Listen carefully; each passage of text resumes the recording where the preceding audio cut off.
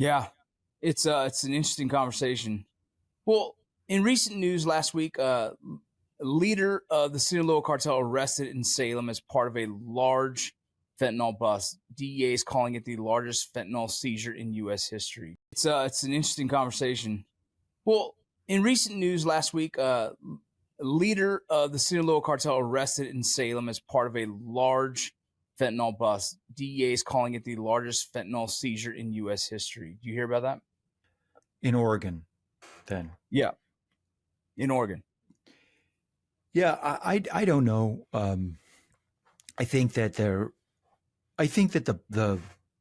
reality of these markets is that we can talk all day and night about all the different mechanisms that we're going to use to shore up the border, to stop the flow of immigration, to stop the flow of perhaps immigration is a slightly different topic, but immigration versus fentanyl. I mean, fentanyl is just it just comes across in such small quantities, and you need so little of it that it's not even right to say it's an uphill battle. It's impossible. You're not going to be able to stop this. There's a reason that these things are now, a dollar a pill in some places. There's a reason that people are now readily smoking 5 pills at a shot. That's because it's so cheap. And the reason it's cheap is because there's an abundance of supply. You don't need that much to satisfy the market. And that's true with so many synthetic drugs. So when we sit down and try and figure out how to deal with synthetic drugs, and we focus all of our efforts and emphasis and resources on supply side solutions, we are missing a giant part of this equation. What's that? Then we have to deal with the fact that we are not going to stop this. That this is way more difficult than marijuana, way more difficult than cocaine, way more difficult than heroin. Any of these legacy organic drugs are so much easier to deal with from a supply side approach. And when I say supply side approach, I mean the act of trying to intercept or repress supply in some way so that people don't consume it. Got it. It's easier to produce.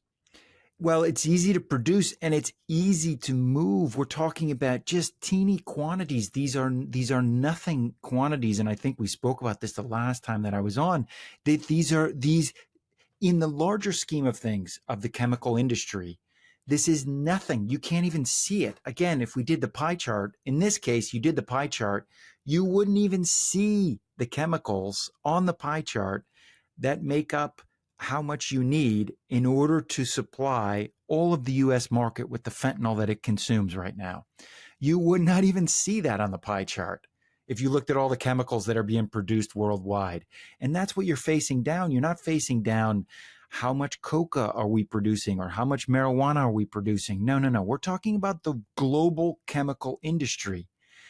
And so that's the supply chain. It's not poor farmers in some mountainous area. It's the global chemical supply chain. So we really have to wrap our heads around that. Those are your peasant farmers, is the global chemical industry. So I want you to replace the image of the farmer in the mountains cultivating the coca leaf or the poppy plant or the marijuana plant, and replace that with a giant chemical industry. Just in China alone, $15 billion chemical industry, of which a teeny percentage may be in the range of $20 to $40 million of which could be connected to fentanyl. Okay, put that in the $15 billion, pie chart, and you got nothing. That's why you don't see any of this. That's why it's so hard to repress it. That's why the price just in the last 5 years has gone down 20-fold or more. You're just fighting a losing battle. So things like the tariffs you were talking about earlier, things like what the administration's put in play, you don't feel will make an impact on slowing it down? No, I don't. It just won't. It's just not. Yeah, I mean, you're not going to be able to do it. It's just physically, like just talking about the physical product of this. This is, you just. I mean, I don't know how. It's very hard for me to kind of put it in sort of images for your listeners, but think about just like a globe that's full of chemicals, and right, the chemicals are the raw materials to make these drugs, to make the fentanyls, to make the methamphetamines. That's the raw materials, right? And it's just this huge amount of chemicals. All of these chemicals are moving around the world to do all kinds of products for us. The shampoos, the soaps, any synthetic oils, all of this sort of any sort of product, the lots of plastics, so many products, right? Is the global chemical industry involved with, that you're not going to stop that. You don't want to stop the flow of those global goods. And in order to control fentanyl, or control the production of the illegal production of methamphetamine or fentanyl, you need to slow that down. But nobody wants to slow that down. So this isn't something that you can actually grind to a halt. And there isn't something. It's finding a needle in a haystack inside of a haystack. I mean, it's just it's just so hard to find it, that you're just spinning your wheels on this. There are ways, of course, to mitigate this. You could certainly think about even technology in a new way, and maybe that's where we should be going. We should be thinking about these sort of decentralized ledgers. And by decentralized ledgers, I'm talking about things like blockchain. Things that are not controlled by anybody in particular, that people have to register movement of goods across these borders. So if I am working in the blockchain, it's going to indicate what went through my warehouse, when it went through, et cetera. And I have no control over that. That's out of my control.